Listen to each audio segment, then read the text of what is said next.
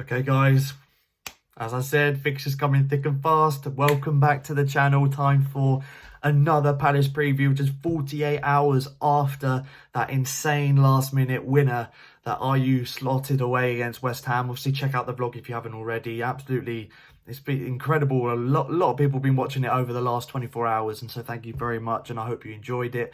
I definitely did. But you know, we haven't even had time to breathe and we're already into the next fixture, Southampton away.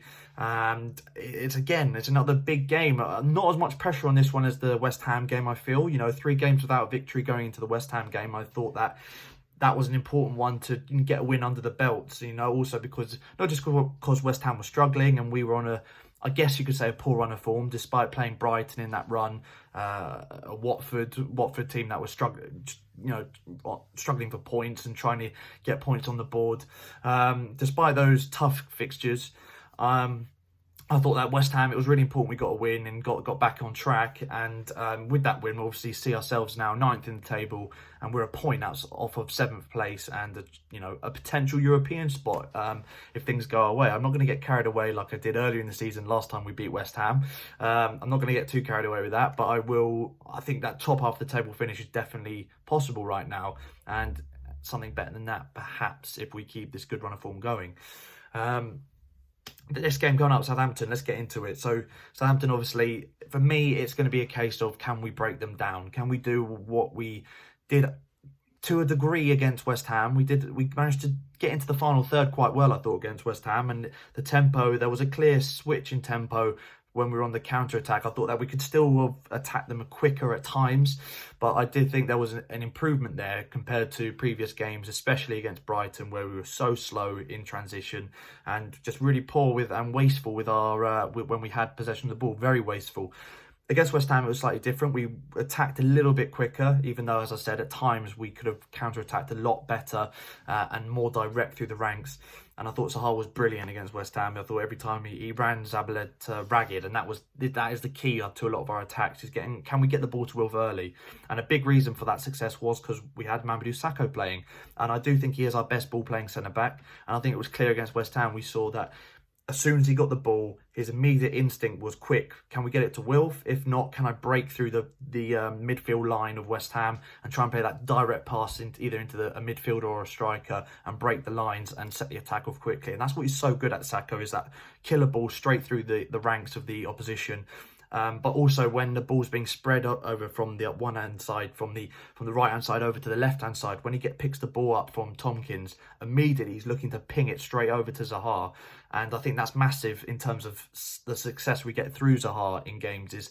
But if he gets the ball early in a counter attack, or when we're trying to build attack, we go side to side around the back four and we're looking to break through the lines and start an attack, the quicker we get it to Zaha when he's in space, the more effective Zaha is. And it's light and day, really, how the difference in Zaha's performances when the ball gets fed to him quickly, which is, again, a reason why I think he will thrive under a team like Chelsea or a big team when he does eventually leave Palace. But for that reason, I think that Sakho is crucial to us breaking down Southampton. We know that, again, they're like West Ham, they're in a position in the table where they're scrapping for points. They're going to get points however way they come. They're not really bothered with how they how they play in terms of getting those points. It's all about the 3 points, all about getting or the draw, all about getting points on the board at this stage of the season and in the position they're in.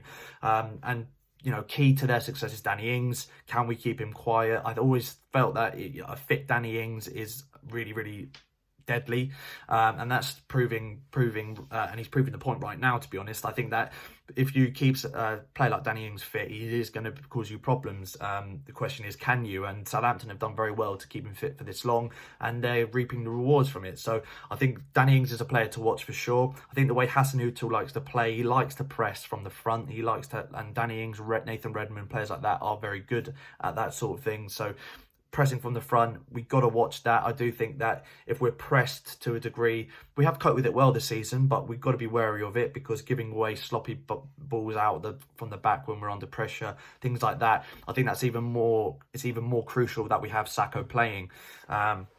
I'll get into my lineup obviously in just a moment, but it's even more crucial for that reason why we need Sakho in the defence, to be able to break through the press, play out from the press, that Southampton are inevitably going to do. We've had some good results there in the last few seasons. Luca with a fantastic finish a couple of years ago to get a really big win, and it's normally around this time of year we play them, around the New Year festive period, you know, and it's normally been quite a good place to go. I do think that at the back their defence is shaky at best. I think that it's quite weak on paper, in my opinion. It's the one area of the pitch for me, looking at them as an opposition fan, looking at Southampton's team, that is the weak point for me, is their defence and goalkeeper. I still don't really rate Alex McCarthy. I think that we were right to get rid of him when we did. Despite him, you know, it was kind of harsh. He had a couple of mistakes, and unfortunately that was his time gone, done at Palace, and Wayne Hennessy took over from him really as the definite number one.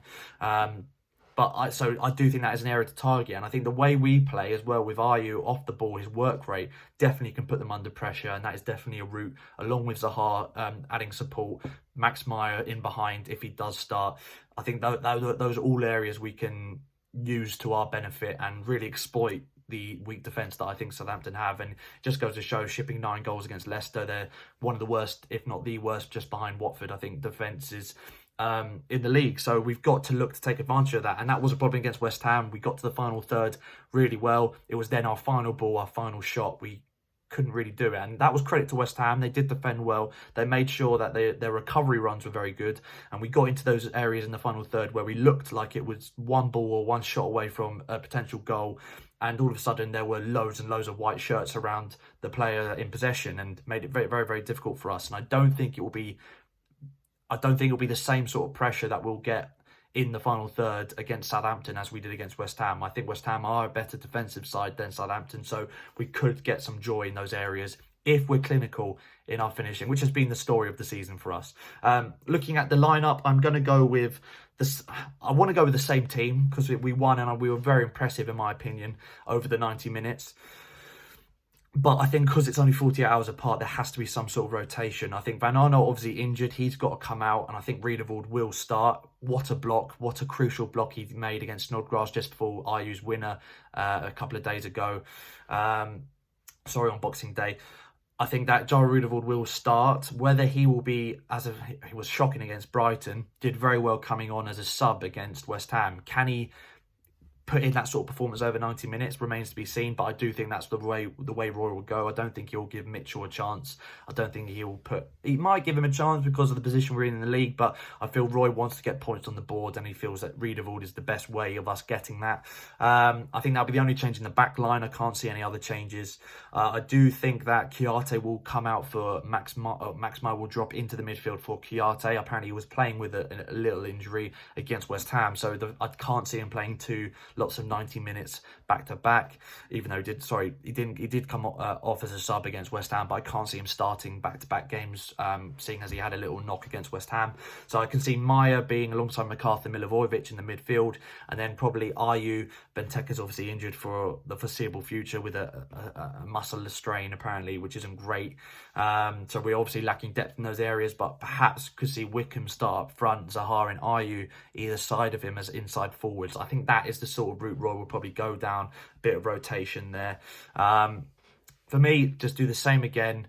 We will get the 3 points in my mind if we play the same way we did against West Ham. I think one of those half chances we created where West Ham got a good block in last minute or good defending in the final third, I think one of those chances will fall our way. If they fall our way against Southampton, I think it'll be a different outcome. I don't think Southampton's defence are as good as West Ham's.